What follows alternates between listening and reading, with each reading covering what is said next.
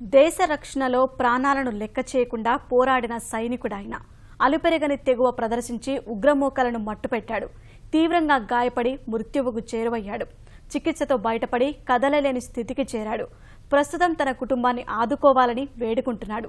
ఇది పఠాన్కోట్ ఉగ్రవాద ఘటనలో గాయాలతో బయటపడ్డ శ్రీకాకుళం జిల్లా సైనికుడు శ్రీరాములు దీనగాథ. ఈ వీర జవాన్ పేరు కనగల శ్రీరాములు. ఈయనది శ్రీకాకుళం జిల్లా వంగర మండలం ఓని అగ్రహారం. ఆర్మీలో 2000 సంవత్సరం సెప్టెంబర్లో చేరాడు. 2013 నుంచి బాంబు నిర్వీర్య బృందంలో విధులు నిర్వహించాడు. 2016 జనవరి 2న పంజాబ్ పఠాన్కోట్ ఎయిర్ ఫోర్స్ స్టేషన్లో చొరబడిన ఉగ్రవాదులను ఏరివేసిన బృందంలో శ్రీరాములు ఉన్నాడు. 3 ముష్కరులను సైన్యం మట్టుపెట్టిన తర్వాత మృతదేహాల వద్ద ఉన్న గ్రనేడ్ను తొలగించే ప్రయత్నంలో శ్రీరాములు తీవ్రంగా గాయపడ్డాడు.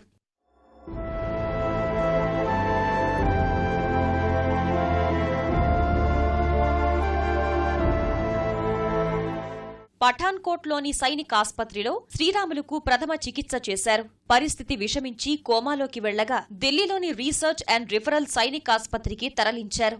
10 రోజుల పాటు కోమాలో ఉండి బయటపడ్డ శ్రీరాములుకు చికిత్స కొనసాగించారు. గ్రెనేడ్ స్ప్లింటర్స్ తల భాగంలో చొచ్చుకుపోయాయి. వాటిని తొలగిస్తే అపాయమని వైద్యులు చెప్పారు.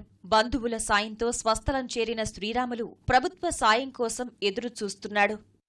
కేంద్ర హోం మినిస్టర్ రాజ్నాథ్ సింగ్ గారు వచ్చారు. ఆయనతో మాట్లాడటం జరిగింది. ఆయన కూడా హామీ ఇచ్చారు. రాష్ట్ర ప్రభుత్వం నుంచి మా భార్యకి ఏదైనా ఉద్యోగం ఇప్పించవలసిందిగా, నాకు ఒక ఆర్థిక సహాయం చేయవలసిందిగా ఆయన్ని కోరుకున్నాము. ఆయన కోరికలను తప్పనిసరిగా నేను తీరుస్తాను, అలాగే నీకు మెడల్ కూడా ఇప్పించే బాధ్యత మాదని హామీ ఇచ్చారు. ఇప్పటికి 50 డేస్ అయింది. ఏమైనా కలెక్టర్ గారికి ఈ విషయం తెలియదు. ఆయనకు తెలియజేయడానికని మేము మన కలెక్టర్ ఆఫీస్కి వచ్చి కోమాలోకి వెళ్ళిపోయిన తర్వాత తల్లిదండ్రులు ఇప్పుడు 9 నెలలు దాటిపోయింది. తల్లిదండ్రులు ఎప్పుడు కొడుకు అని ఏడ్చుకొని ఉంటున్నారు. తల్లిదండ్రులు చూడడానికి వచ్చారు. తల్లిదండ్రులు చూడడానికి వచ్చిన తర్వాత ఇక్కడ ఏవైనా మాకు ప్రభుత్వం నుంచి ఏదైనా రాయితీ వస్తుంది అంటే కలెక్టర్ గారి దగ్గరికి వెళ్దాం అనేసి ఆలోచనతో వచ్చారు. కుటుంబానికి ఆర్థిక భరోసా కల్పించి పిల్లలకు మెరుగైన విద్య సదుపాయాలు అందించాలని శ్రీరాములు వేడుకుంటున్నాడు. శ్రీకాకుళం కలెక్టర్ కార్యాలయంలోని ఫిర్యాదుల విభాగానికి అతి కష్టం మీద వచ్చి వినతి పత్రం సమర్పించాడు.